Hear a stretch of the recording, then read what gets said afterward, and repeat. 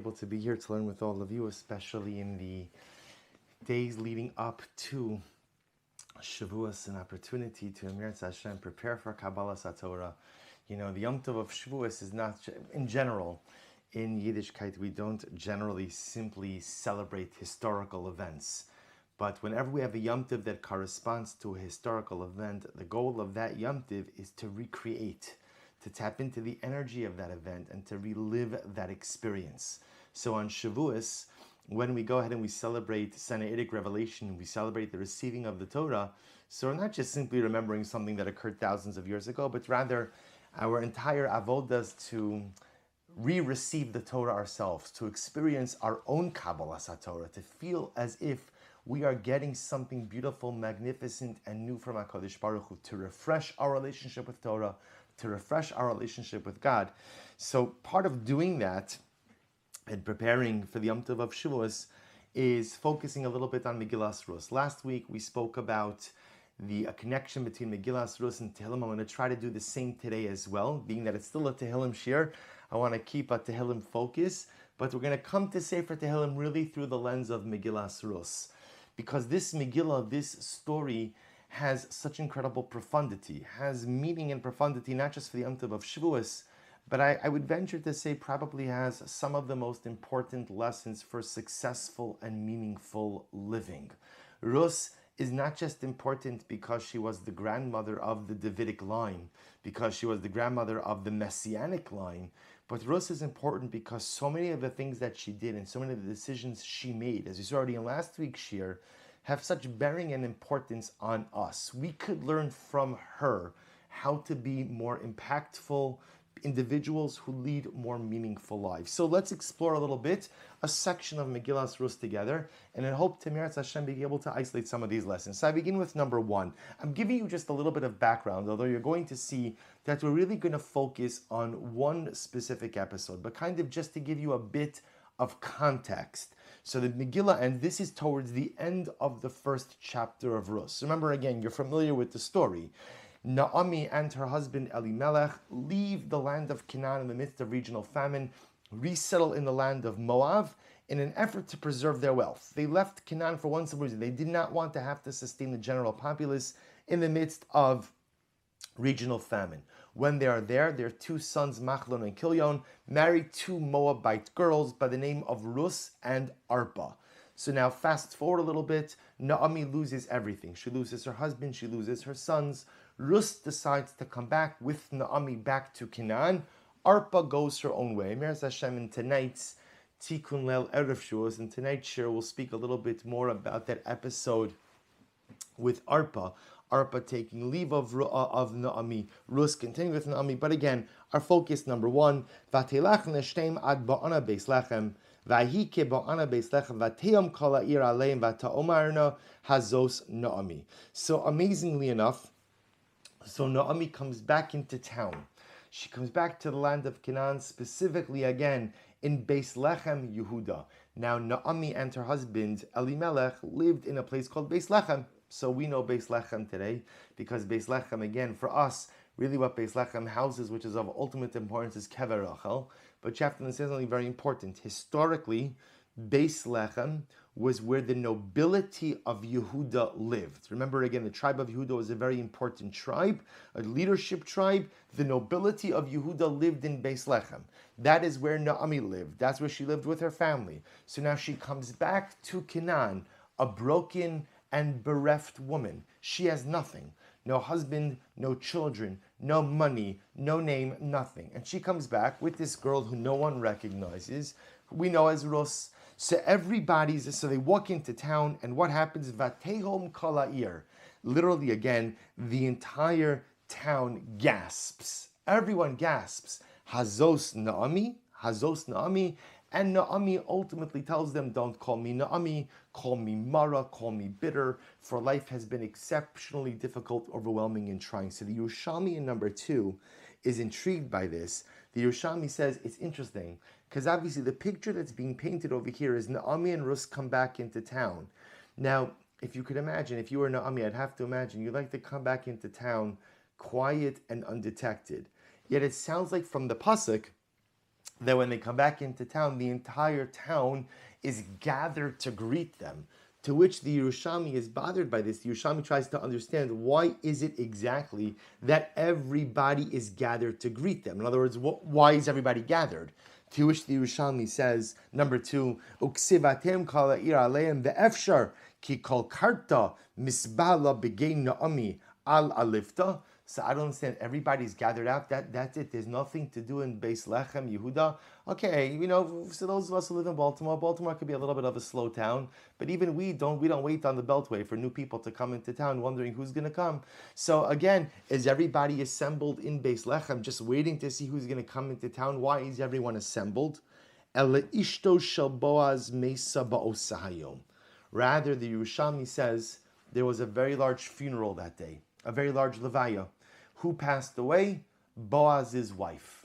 Boaz's wife. So remember again, Boaz was perhaps the most influential person, not just in Beis Lechem Yehuda, but one of the most influential men in all of Canaan and all of Eretz Yisrael. He was a shofet, also was a judge, also known by the name of Ivtzan. So on that particular day, Boaz's wife passed away, and everyone was assembled for the levaya.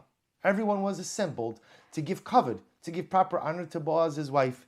And amazingly enough, what happened? So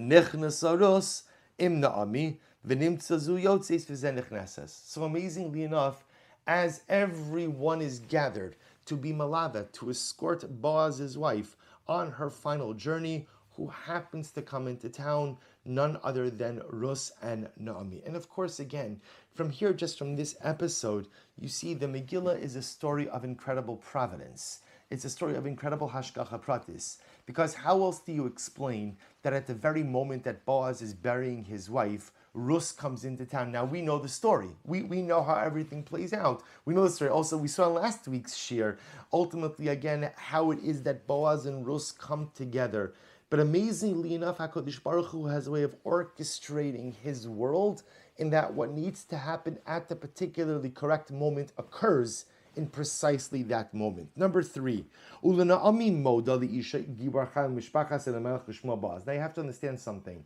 From that encounter, number 1, Ruth doesn't know anything about Boaz, doesn't know anything about anything. Boaz doesn't know about Ruth. All that the Megillah is trying to set up for us is the incredible confluence of events. That at the moment that the town is literally saying goodbye to Boaz's wife, the next woman who is going to be Boaz's wife just happens to come into town in that very moment. An incredible two worlds colliding in that very moment. In chapter 2, Ruth and Naomi are already back in Canaan. But it's important to understand they're destitute. They're poor of the poor. So Naomi tells Ruth, Naomi moda leisha ish gibar chan mishpachas Elimelech ushmo Boaz. V'atomer Ruth hamoavia al Naomi elcha no hasada va'alakta b'shibolim achar asher emtsachin be'ena v'atomer lo lichi biti. So what happens? So the Megillah gives us information. And the Megillah tells us that, by the way, Naomi happens to be related to Boaz. Now, Naomi has not shared this with anyone, not Ruth. Ruth tells Naomi, listen, we have nothing to eat in the house. There's no food. We're poor. We're broke. So I'm going to go out into the field and collect from the gleanings. So Ruth sets out. Now, where does Ruth end up? Now, remember, from Ruth's perspective, she has no idea who her mother-in-law or who her deceased husband is related to. She has no idea who their mishpacha is. She is just a poor woman going to rely on the kindness of strangers. She's going to go into a field, and remember again, there's a concept of leket, shichacha, and peah, which means that when the Jewish farmer harvests his field, the halacha is peah, he's supposed to leave a corner of his field for the poor. Leket and shichacha, if he drops stalks or leaves behind bundles, you leave those behind for the poor. So every poor person knew that during the harvest season, you'd show up in a field, and Baruch Hashem, Jews were very charitable, were very giving. So you'd go into the field, and you'd be able to go ahead and collect from the grain in the field. So Ruth sets out to collect grain. Where is she going? wherever she could find gleanings. There's no particular destination. Number 4, Vatelech vatavo vatelakit basada acharia kotzrim vayikar mikra chelkas hasada labaz asher mishpachas Elimelech. So the Megillah says something amazing. Ruth goes out into the field, and it happens to be, whose field does she come upon? Whose field does she happen to wind up in? Boaz's field. Boaz's field, as luck would have it, quote unquote, right? As such coincidence that, remember, Ruth has no idea that they're related to Boaz. Ruth might not even know who Boaz is. Remember again, she is a Moabite convert. She does not know the hierarchy of the Jewish people. She does not understand our culture. She does not understand our ways. Only thing she understands is that Jews leave behind food for the poor. And she understands that she and Naomi are terribly impoverished, so she's going out to the field to collect. And the Megillah says, Vayikar Mikra. It just happens to be. It just happens to be that HaKadosh Baruch Hu goes ahead, or I should say, it just happens to be that she stumbles upon the field of Boaz. Now the Malbim points out that number 5, I'll tell you this outside, but the Malbim points out, if there are two words that are totally antithetical, ultimately again to Yiddishkeit, it's Vayikar Mikra, right? It happened. Vayikar Mikra means it just happened. It just happened. The Malbim says, really? It just happened? Nothing ever just happens. So what does this mean at the end of the day, Vayikar Mikra? And it's here that the Malbim says something absolutely amazing. And this is such an important life Malbim. The Malbim says like this. Under normal circumstances, and this is where you find that Megillas Ruth is filled with such incredible life lessons. Under normal circumstances, the Malbim says, things take time. This is very important. Things take time. And the more important something is, the more time it is generally going to take. That's the way it works. Things take time in life. Whether there's things that you're trying to accomplish in yourself, things you're trying to accomplish in your family. They say Rome wasn't built in a day, people aren't built in a day, lives aren't built in a day. And I would say this is probably one of the hardest lessons for us in contemporary society. Because the truth is, what I want to do more than anything is, I want to Amazon Prime my life.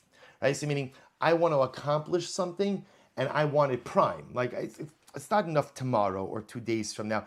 I want everything. I want my groceries. I want my stuff. And I want my life accomplishments. And I want it prime. I want it now. And the truth is, maybe Amazon Prime works for a whole variety of things in life. But the truth is, it does not work for anything that is truly meaningful and impactful. For the things that are meaningful and impactful in life, it takes time. I'll give you an example of this. I mentioned this many times before. Rav Yisrael Meir Lau, former chief rabbi of Israel, quotes this idea in the Haggadah. He says, if you look at the end of Halach Ma'anya, so what do we say in Halach Ma'anya? We say, Hashata Avdi, L'shana haba b'nei chorin. This year we're free. This year we're slaves. Next year we'll be free. Hashata hacha. This year we're here. L'shana haba b'Eretz Yisrael. Next year we'll be in Eretz Yisrael. And asks Rabbi Lau, I don't understand. What do you mean this year I'm a slave, next year I'm free? Why don't we say, right now I'm a slave. Tomorrow, in an hour, in a day from now I'll be free. Right now I'm here, right? I'm in Chutz La'aretz. In the next moment I could be in Eretz. What do you mean next year? Next year, I don't know until next year. And Rabbi Lau says something so profound. If you're a slave now, and we're all slaves to something, to undergo the process of cathartic rehabilitation, to go from a slave to a free man, takes time. It takes time. And if you get there by next year, that's a fantastic accomplishment. And for those of us who are not in our personal promised land, but are far away from that, it takes a long time to get to your Eretz Yisrael. It takes a long time to get to your promised land. It takes a long time to cross your finish lines, to accomplish your goals, to actualize your dreams. So if this year you're here, maybe in Eretz Hashem by next year you'll get to your promised land. This year you're a slave. Maybe next year you'll go ahead and you'll become free. Now again, to be clear, does it mean that instantaneous change cannot occur? Of course it can. Of course it can. And again, Pesach is the best example. We were slaves for 210 years, and then in a moment, everything changed. So can things change on a dime? Can things dramatically change in just a few moments? Of course they can. Of course they can. But in reality, true dramatic life change and true dramatic personalistic change takes an incredible amount of time. I was thinking about this. People, you often hear people saying that with coronavirus, the world changed in just a moment. And the truth is, if you think about it, it's not true. The world did not change in a moment. We were reading about coronavirus already in December. We're reading about it in December. Just when we were reading about it in December, it was someone else's problem.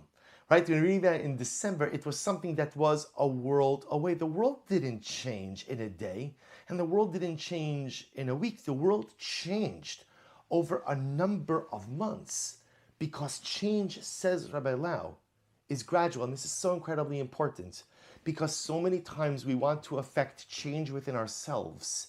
And we become so frustrated when that change does not materialize immediately. Or sometimes we want to affect change within our families. And we're frustrated when we can't move things quickly and decisively.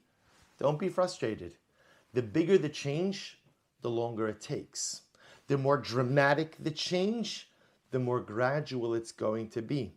The more cathartic the change, the longer the process associated with it. This year I'm a slave. Maybe by next year I'll be free. This year I'm here. Maybe by next year I'll be in my promised land. But says the Malbim, that is true 98% of the time. But there are some times where HaKadosh Baruch Hu is so desperate for something to occur that he accelerates the natural pace of things. The Malbim says the first example of this is where? Parshas Chayei Sarah. What happens in Parshas Chayei Sarah? Eliezer, the servant of Avraham Avinu, sets out to find a wife for Yitzchak. And what does he do? He goes to Aram Naharayim, to Avraham Avinu's birthplace, and again, he devises a plan, a great plan. What's the plan?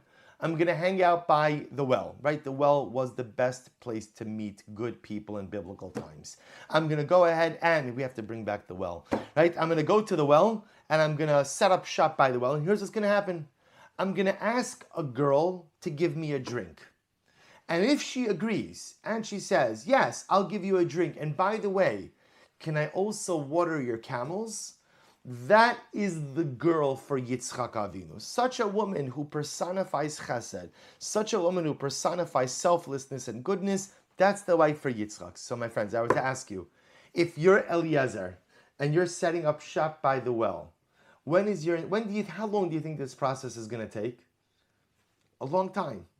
A long time, right? To find that, first of all, again, understand, things are different, but they're not that different. A strange man comes over to you and says, could I have a drink? 98% of people are going to just walk away. And even if you're of the 2% that are kind and charitable, you'd have to be crazy to offer to water someone's someone's camels. I mean, again, that's above and beyond. The total stranger, sure, here's a drink. And by the way, do you mind if I would take the opportunity to go ahead and water your flock of camels? So if you're Eliezer, you're obviously looking for a heightened level of chesed, and you're going to assume that you're going to be by that well. Get comfortable, Eliezer.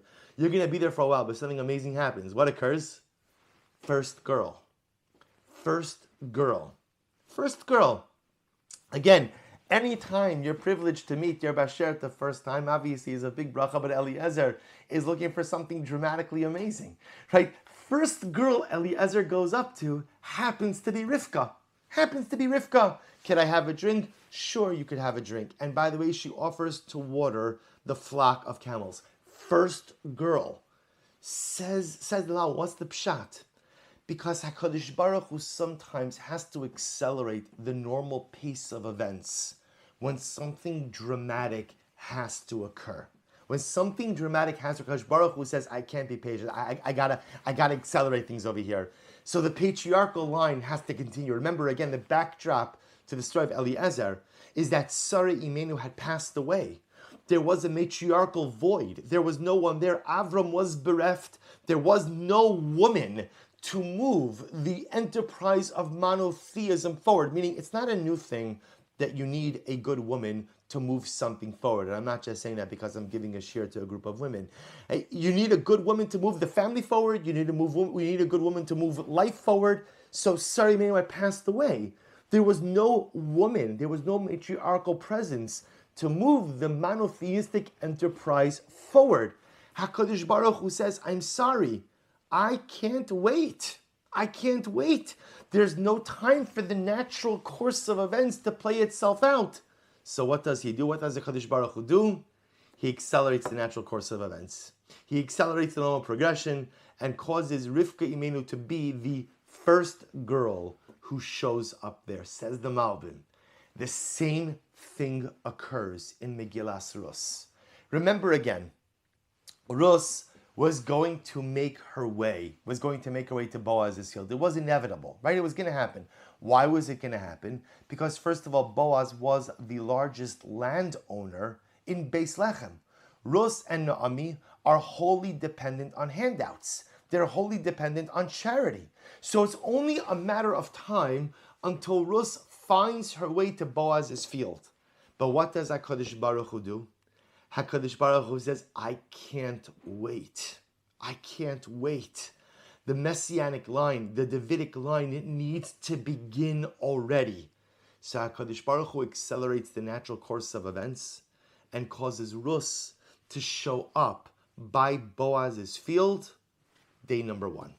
Ruth has no idea. She has no idea where she is. She doesn't know Boaz. Boaz doesn't know Ruth, as we're going to see in just a moment. But again, HaKadosh Baruch Hu needed events to accelerate at a breakneck speed because the Davidic line has to occur, Messianic line has to occur, and therefore Vayikar Mikra, Ruth, quote unquote, happens upon the field of Boaz, field number 1.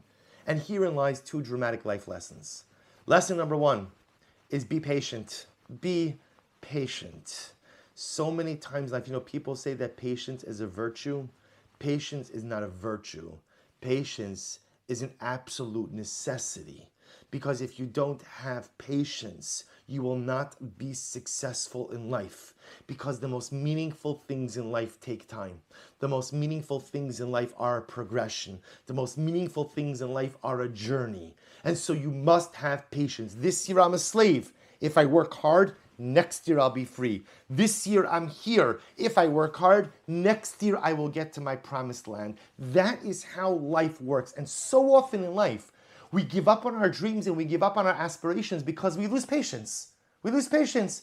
And understand, it's a little bit of arrogance that sometimes we think that things are supposed to materialize the way we want them on our timeline. Now, everything, life is all. I want life on demand. I want groceries on demand, and I want life on demand. And it doesn't work that way. The more meaningful and lofty the goal and aspiration, chances are, the longer it's going to take. Lesson number 1 is you must have patience in life, except when not. Meaning that apparently there are exceptions. And there are times, and we live through this, all of us have had experiences like this, where I wanted to accomplish something, and everything falls into place so quickly. And I scratch my head like, wow, everything else I work on takes so much time. And this just came together so quickly. Says the Malbim, yes. Because sometimes HaKadosh Baruch Hu needs you to do something, and apparently even God runs out of patience at times. The good part about being God, when you run out of patience, is that you control the ability to accelerate the pace of the natural world. So HaKadosh Baruch Hu has no patience for Eliezer to go through the shidduch process, right? God has no patience for Eliezer to start reading through resumes and calling up this one and the teacher and the this and the rabbi and the fresh friend. None of that. HaKadosh Baruch Hu brings the shidduch right then and there. HaKadosh Baruch Hu needs Ruth and Boaz to get together.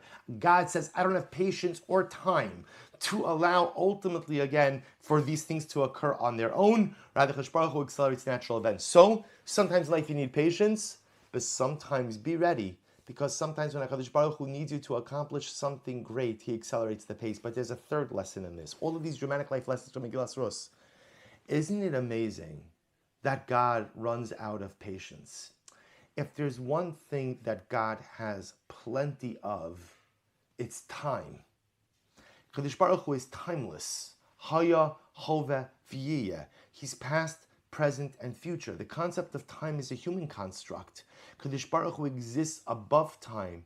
Yet isn't it amazing that sometimes even the Ribono Shel Olam Kiviyachol runs out of patience? Another dramatic lesson. Sometimes you have to be patient, but the problem is sometimes we are too patient with ourselves. And I'm giving you a lot of contradictory lessons here. Sometimes we are too patient. Sometimes we take too of a lackadaisical approach with our life accomplishment. Not today, tomorrow. Not tomorrow, next week. Next week's not so good. There's a holiday weekend. It's not a complete week. I'll start the week after. The week after coming off Yom Tov, that's not such a great week. I'll start the week after. The week after is going to be a little too hot. I need a little less humidity. It's too humid. I need cooler. Now it's too cool. I need it to be a little bit warmer. Sometimes in life you have to be impatient. And sometimes in life you have to tell yourself that if something has to get done, it's got to get done now. You know, the Ramchal speaks out. The Ramchal says, there's a midah of zrizus, which we translate as alacrity, zeal. The Ramchal says zrizus is the most important midah. Why? Because the death knell of almost every single life initiative is when you tarry, is when you delay. When you say one word is the death knell of almost every single life dream, initiative, and aspiration. You know what the one word is? Later. Later. Later. I'll get to it later. I know people who have been saying later for 30 years. For 30 years. And they'll probably still be saying later 30 years from now. And it could very well be that the last word that'll pass their lips as they draw their last breath is later.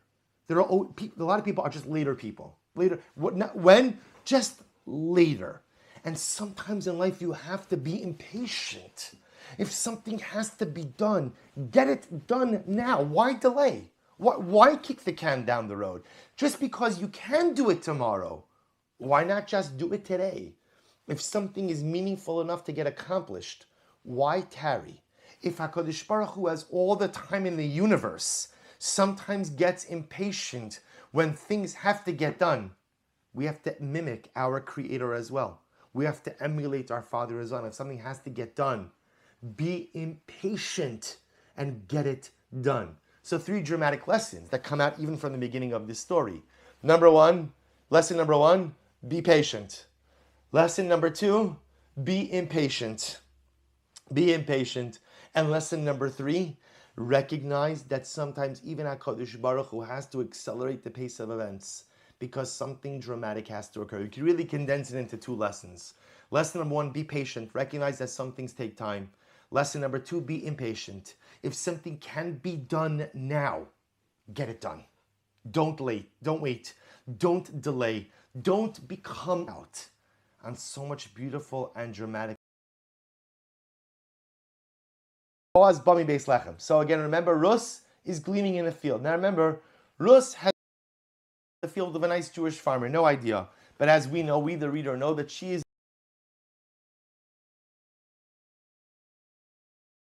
So Boaz comes ultimately again from Beis Lechem, and what happens? Vayomer lekotzrim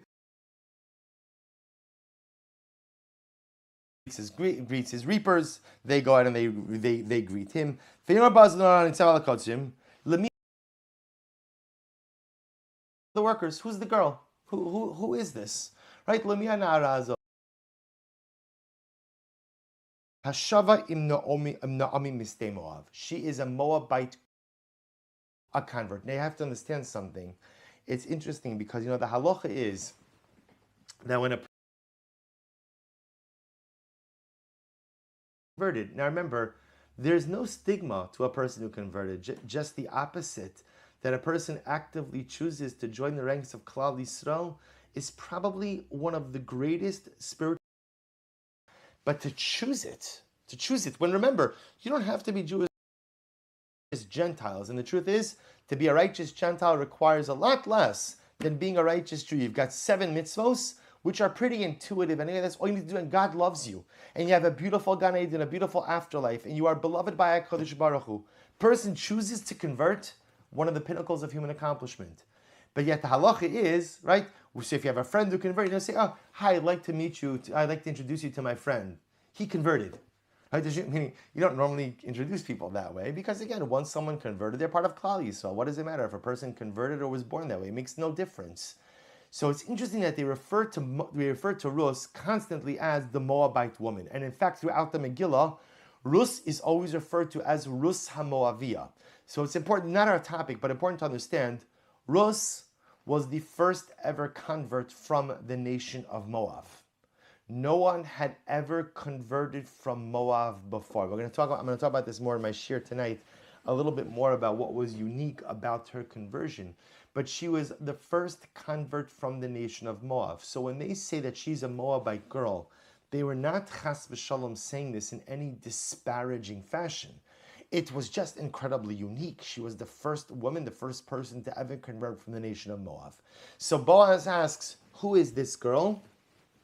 And the worker says, she is the girl who, she says, Naomi's daughter-in-law. She came back with Naomi from Moab, and she's a Moabite convert. So the Gemara is intrigued by this. If you look at number 7, so the Gemara says, V'chidarko shal Boaz lishal b'na'ara.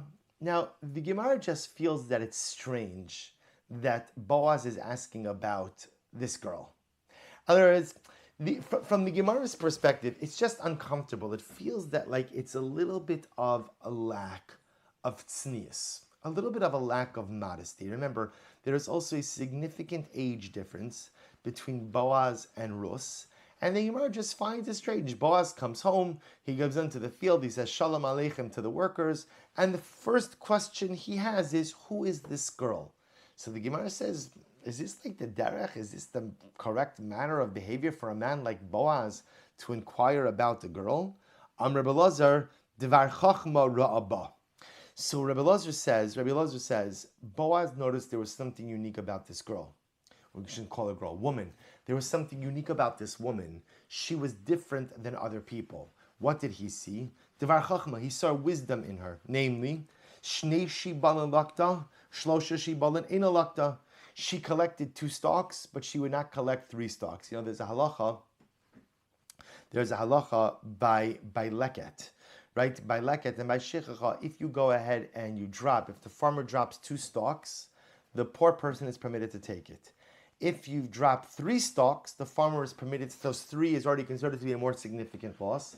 Under those circumstances, the farmer is permitted to go ahead and recollect the stalks. So the truth is, it would appear that under most circumstances, when the poor came to collect, if a poor person saw 2 stalks or 3 stalks, he or she would still take it. The poor weren't always either knowledgeable or weren't always meticulous in these halachas. Boaz noticed that Ruth would only take 2 stalks. She would never take 3 stalks. Which was very intriguing. So Dvar Chachma, he saw that she had wisdom. Other pasuk Masnisa Tana Dvar Tznius Ra'aba. He saw that she was exceptionally modest. Omdos Mu'umad, Noflos Miyushav. That when she would collect standing grain, so she would stand, but when there was grain on the ground, she would sit down. In other words, that he saw that when she bent over to collect grain, she did so in a modest fashion. So says the Gemara, what caught Boaz's eye was that she was not like the other people.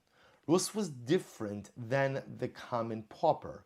But apparently, again, when most of the poor came into the field, they just took, and understandably so, they're poor. They just took, what they could get in order to be able to feed their families. But he sees that Ruth is much more methodical, right? Much more meticulous. She'll take the 2 stalks, but she won't take the 3. Even how she gathers, right? She tries to gather in a way that ultimately highlights a modesty. The Vilna Gaon has a different approach. The Vilna Gaon writes as follows. The Vilna Gaon writes, actually, if you skip a little bit, skip to number 9. Actually, no, look at number 8. So the Vilna Gaon says that, if you look at number 8, the right hand, he says, Ki yisa kol beitrei da'azli shrinta sharia. He skipped down a little bit. V'chein kan, shera na'ara b'nei, v'amr lehem hayesh Hashem imachem, rotza lomar shema basem lidei mechshol al yada, v'nistalk ashkim b'neihem. So ultimately, again, Boaz was asking the following. Sometimes, you had workers in the field that engaged in inappropriate conduct with some of the single girls who would come to go ahead and collect the grain. So the Gra says that when Boaz comes to the field, he asks them a question, right? He says to the coachim, Hashem ilachem, is God with you? Is God with you? He sees the workers, he sees Ruth, who was a single woman, and he asked them, Hashem ilachem, is God with you? Now the Gra, the Vilna Gaon, understands that asking them Hashem ilachem was another way of saying, is everything kosher and yasher over here, right? Is everybody behaving appropriately in the field?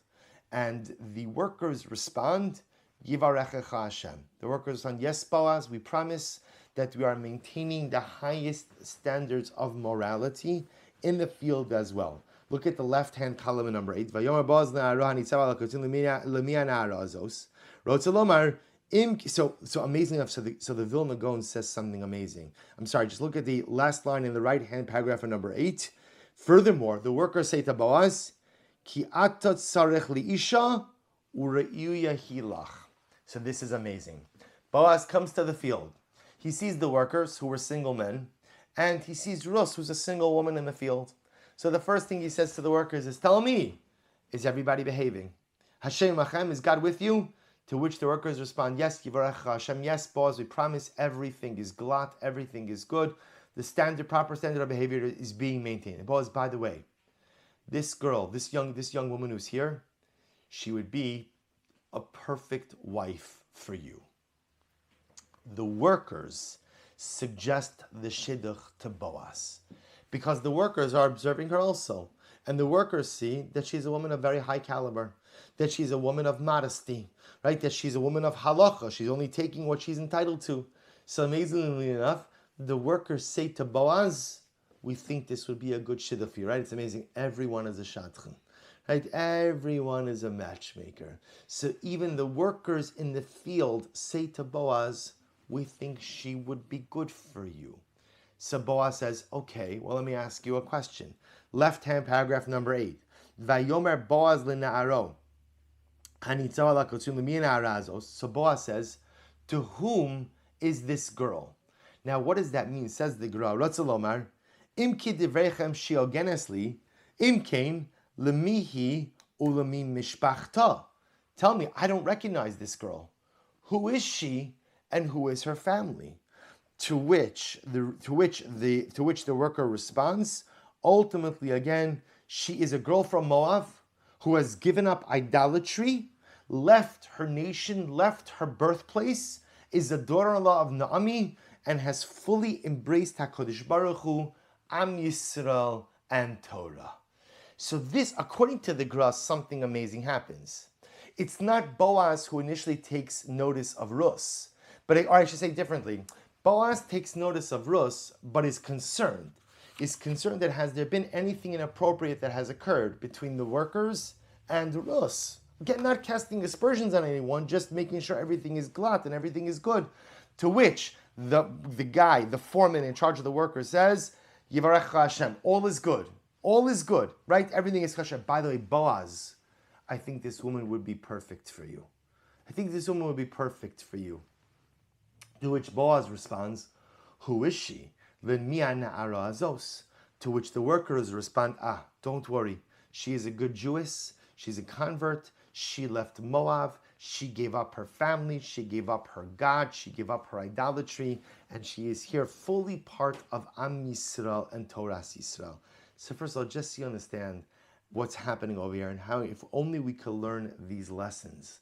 So first of all, again, isn't it fascinating that the workers are suggesting a shidduch? What do they know about this girl? What do they know about Ruth?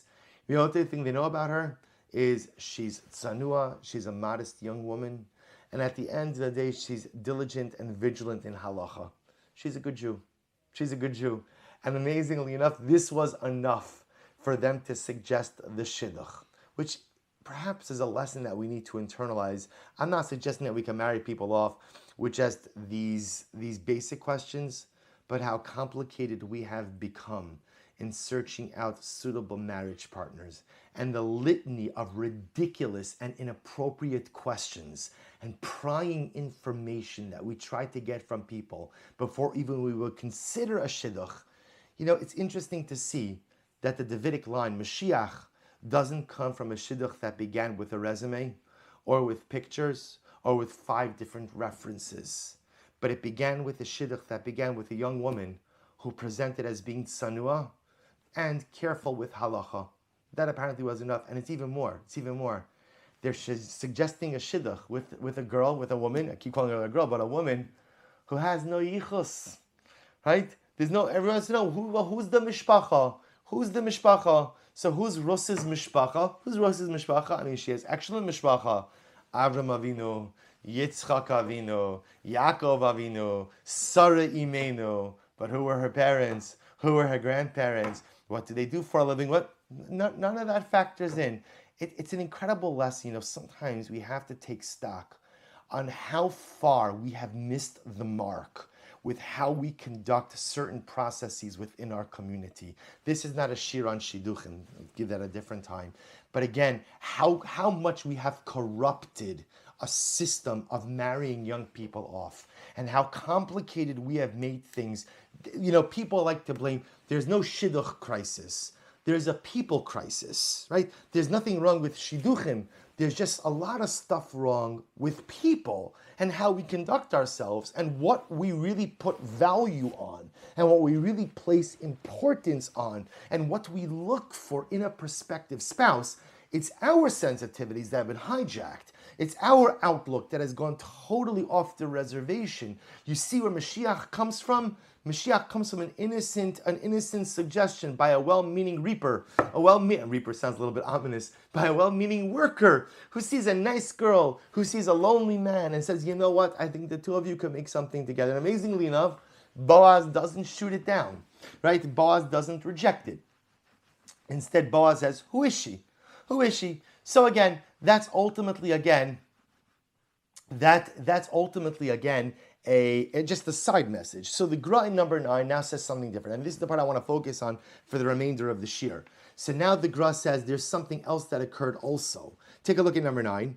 So remember again, so far what you have over here is that everybody's bothered by the same question, which is, it's strange for Boaz to be inquiring about a single woman who's reaping in his field. It just seems to be just a little bit inappropriate. So the Gemara understands that Ruth's behaviors just stood out in contradistinction to everyone else who was gathering, gleanings in the field. The Gra, in fact, Boaz did not initially ask about her. He only asked about her after the shidduch was suggested by one of his workers. But then comes the Vilna Gaon again in number 9 and says as follows: Vatelech vatava vatelake. Kilama leilech im masui halicha v'chazara v'achar kach kishechazra as hischila lalakid misof asada v'lokta v'halcha bezalakid adair. So listen to this. This is incredible. Says the Gra, there was something that caught Boaz's eye about this young woman. What caught his eye? This is incredible. He noticed that she gleaned differently than everyone else, right? So think about this. If you were gleaning, if you were collecting wheat from a field, so what would you do? You would take your basket and you'd walk up and down the rows. So Ruth did something very different. She first walked to the other end of the field and only then gleaned or collected gleanings on her way back. So, meaning, what does this mean? See, if you go up and down the rows, you end up carrying the wheat for a longer amount of time. Instead, what Ruth does is she first walks with an empty basket to the other side of the field and then gleans on her way out of the field. This way, she only has to carry the wheat in one direction. So instead of gathering the wheat and then having to walk with a laden basket all the way up and then back down the field, she walks to the other end. Because remember, she's only collecting enough for 2 people. She doesn't have to go through the whole field. She only needs 1 row. So she goes to the other side of the row first with an empty basket. That way, at least we're only schlepping an empty basket. And therefore, only has to schlep the laden basket once. Boaz sees this, and he says, Brilliant. Brilliant. How come no one ever thought of that before? It's so obvious and so intuitive. Ultimately, again, so in other words, what does Boaz see in Ruth? What Boaz sees in Ruth is a sense of seder. There's a sense of order with how she acts, what she does, and how she lives. And the truth is, even if you go back to what the Gemara said, this is what the Gemara was saying as well. She only collects 2 stalks, not 3. There's a seder, there's an order. 2 is mutter, 2 is permitted, 3 is not. Or ultimately, again, how do you collect the stalks that are on the ground? There's a way to bend down modestly. There's a way to collect modestly. So according to the Gra, what Boaz sees in Ruth is a sense of seder, a sense of order. There's an order to things. And when there is an order to things in life, you are much more successful. I'll show you something amazing. David HaMelech, right? Remember, the great-grandson of Ruth, extols this midah, extols this virtue in Tehillim. Take a look at number 10. So in Perek Tesvav, chapter 15 in Tehillim, which we did many years ago. So David HaMelech writes, Mizmor leDavid Hashem yagor ba'alecha miyishkom b'har kodshecha. So this kapitel begins with such a dramatic statement. God, who can dwell in your tent and who can dwell on your holy mountain? Which is another way of saying, David HaMelech says, what is the secret to success in life? And David HaMelech goes through all of the ingredients of success. Holech tamim, a person walks with simplicity or uprightly. We're going to leave that on the side. Upoel tzedek. David HaMelech says the secret to success in life is being a poel tzedek. Poel tzedek literally means works righteousness. Okay, what does that mean? First of all, why poel tzedek, works righteousness? Why not osed tzedek, does righteousness? So the Gemara says, number 11, poel tzedek, kigon abba chilkiyo. Who is an example of someone who is poel tzedek, who works righteousness? I'm going to give a better definition in just a moment. An example of this is a person like Abba Chilkiah. Okay, who's Abba Chilkiah? Look at number 12. An incredible story. Abba Chilkiah, bar b'nei Choni HaMa'agel. Abba Chilkiah was the grandson of Choni HaMa'agel. Remember, everyone knows this famous story. You can see the English is here as well, so you can follow in the Aramaic or in the English. So remember, Choni HaMa'agel, Choni the circle drawer, was the famous personality who there was a tremendous drought in Eretz Yisrael. And what happened? Choni drew a circle and he says to God, I am not leaving the circle until you, God, bring rain. And sure enough, again, Choni was able to bring rain for all of Klal Yisrael. Abba Chilkiah was the grandson of Choni HaMa'agel. And Abba Chilkiah, like his grandfather, had an incredible koach of tefillah, had an incredible power of prayer. An incredible power of prayer. So we're not going to do this whole Gemara. I just put it on the sheet for you because you can see it on your own. It's really an incredible Gemara. So the Gemara tells a story that one time there was a drought in Eretz Yisrael. And what happened? The rabbis sent representatives to Abba Chilkiah to daven for rain. So the Gemara said, I'll tell you this outside. I'll read to you parts of it, but I'll just say it outside. So what happened? So the rabbis dispatched messengers to Abba Chilkiah to pray for rain. They come to Abba Chilkiah's house, and no one's there. No one's home. They go out to the field, and they see Abba Chilkiah working. Abba Chilkiah was working. Abba Chilkiah was a hired hand on a farm. He was a day laborer. Abba Chilkiah. So I just want to point something out. Sometimes people think that having a profession and being an outstanding Talmid Chacham are mutually exclusive, and they are not. Abba Chilkiah was a day laborer. He wasn't an accountant. He wasn't a lawyer. He wasn't a rebbe. He wasn't a doctor. He was a day laborer. He went out into the field and he farmed. And yet Abba Chilkiah was not only a great Talmid Chacham, but his prayers were so powerful that they brought. Can you imagine this, by the way? The guy, I don't mean to say the guy, but the man who had the most powerful koach of tefillah in Klal Yisrael was not someone in the Beis Medrash. Isn't that incredible? Was not someone in the Beis Medrash. It was a farmer.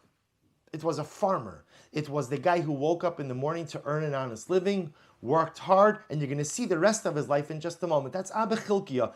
People sometimes think that life is an either or. Either you're going to be a captain of industry or financially successful, or you're going to have a career profession, or you're going to be a Talmid Chacham. That is a cop-out and simply untrue.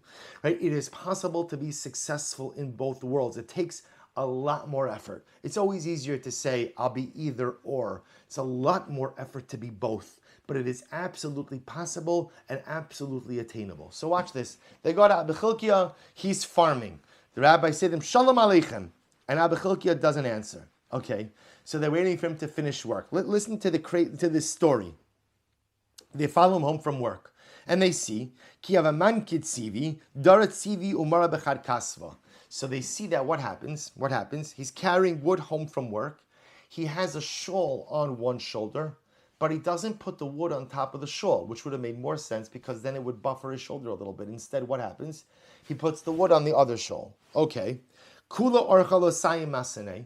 The entire time when he's walking, he doesn't put on his shoes. When he gets to the water, he had to cross a stream to get home. He put on his shoes dafka when he got to the water. When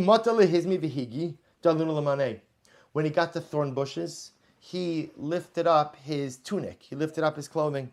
When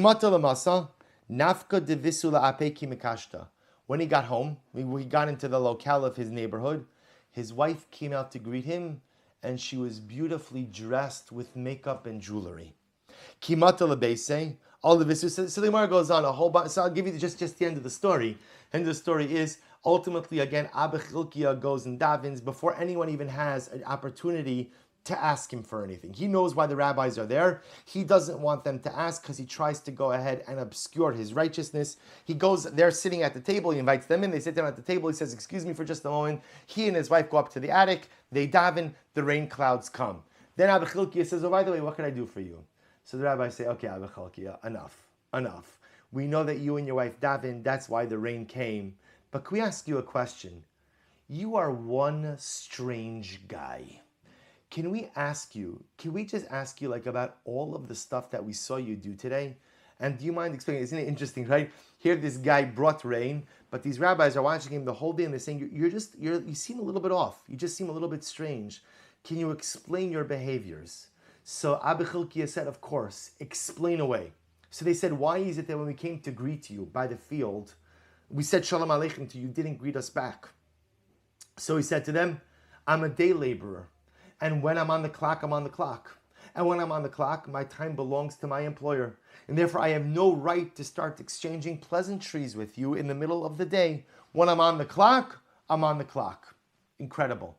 Abba Chilkiah, can you tell us, why is it that when you were going for the day and you put wood on your shoulder, why is it that you had your cloak on one shoulder and the wood on a different shoulder? Why didn't you just put the wood on top of the cloak? It's very simple. He says that the cloak's not mine. Abba Chilkiah was destitute. He was poor. The cloak's not mine. I borrowed the cloak to wear, but I didn't borrow it to serve as a buffer with wood. So I'm only allowed to use it for the purpose of why I borrowed it. Excellent. Abba Chilkiah, could I ask you, why is it that when you got to the thorn bushes, you lifted up your clothing, your legs got scraped? This is very simple. It says, my legs will heal, my clothing will not. If my clothing rips, it's ripped. If my leg gets a scratch, I'll be just fine. Abba Chilkiah, why is it the whole way you walk barefoot, yet when you get to the stream, that's when you put on your shoes? Says Abba Chilkiah, very simple. When I'm walking around, I can see where I'm going. Where I can see where I'm going, I don't need shoes. But in the stream, I don't know what's on the bottom of the stream, so I put on my shoes. Abba Chilkiah, why is it that your wife comes out to greet you every night and she's all dressed up and makeup and jewelry? Abba Chilkiah says, so that I should not have the desire to look at any other woman. So now watch. So the Gemara goes on, but this is enough for our purposes today. So let's take a step back. David HaMelech says, what is one of the most important midos that a person could have? one of the most important character traits. Who is the one who lives in the tent of God and dwells on the mountain of God? How is it that you could establish a closeness to HaKadosh Baruch Hu, a loving relationship with HaKadosh Baruch Hu? How does that happen? David HaMelech says, Poel Tzedek. And says the Gemara, all right, we translate it as works righteousness. Okay. But the Gemara says, who's an example of this? Abechilkiah. Perhaps what Poel Tzedek means is someone who lives a life, a methodical life. We translate tzedek as righteousness or tzedakah. The truth is, even the word tzedakah comes from tzedek, which means law, right? Which means obligatory, correctness. When you give charity, that's not necessarily just a kind act. It's a law, meaning in the world, there are those who have and there are those who don't have. And HaKadosh Baruch Hu says those who have must share with those who don't. It's called tzedakah because it's righteous, it's correctness. Poel tzedek is the type of person who lives life with a plan, lives life with a mahalech, with an approach, lives life with intentionality. That was Abechilkiah. We see what the rabbi said, you are one strange guy. We don't understand why you do the things you do. Abechilkiah was able to explain each and everything, why he did it, and for what purpose. Excuse me. There was nothing in Abechilkiah's life that was extra. There was nothing that was extraneous. There was nothing that was frivolous. There was nothing that was purposeless. Everything he did was purposeful and intentional. David HaMelech says, King David says, you want to lead a meaningful life? You want to lead a purposeful life? You want to ultimately live a life in close proximity to God? Devekus B'Hashem. How do you do that? Poel Tzedek. Now the Gemara says, what's an example of Poel Tzedek? Abechilkiah. David HaMelech, King David, lived long before Abechilkiah. He did not know Abechilkiah. So where does David HaMelech get this idea that living a life of intentionality, living a life with a seder, is key to accomplishment? Where does David HaMelech get this from? He gets it from his alter Baba. He gets it from Ruth. Because at the end of the day, do you know what brings Ruth and Boaz together? Ruth was a very beautiful woman, but it wasn't Ruth's looks that caught Boaz's attention. I'm sure he appreciated her beauty as well, but it wasn't her looks that caught his attention. What caught his attention? That here is a woman who lives life with intentionality. Here is a woman who lives life with a plan. That what she does is thought out. That what she does is methodical. That what she does makes sense. And what Boaz noticed is, most of us don't live like that.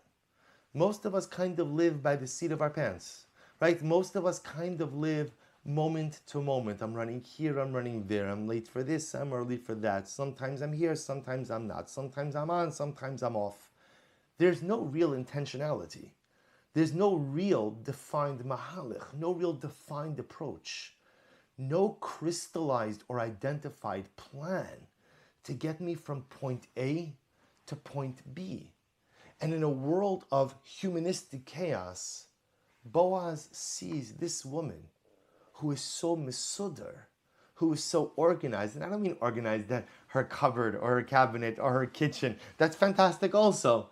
I mean so organized in how she lived her life. There was a seder. There was an order to her life. Like Abechilkiah.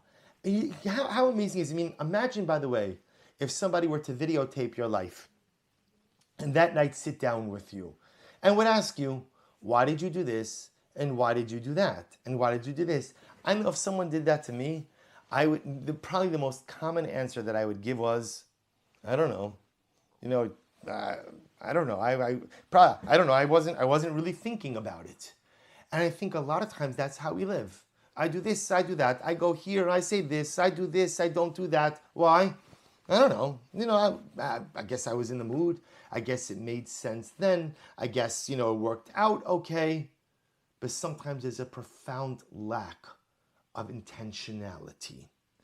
Great people become great because they don't let life happen to them. but instead they create a plan.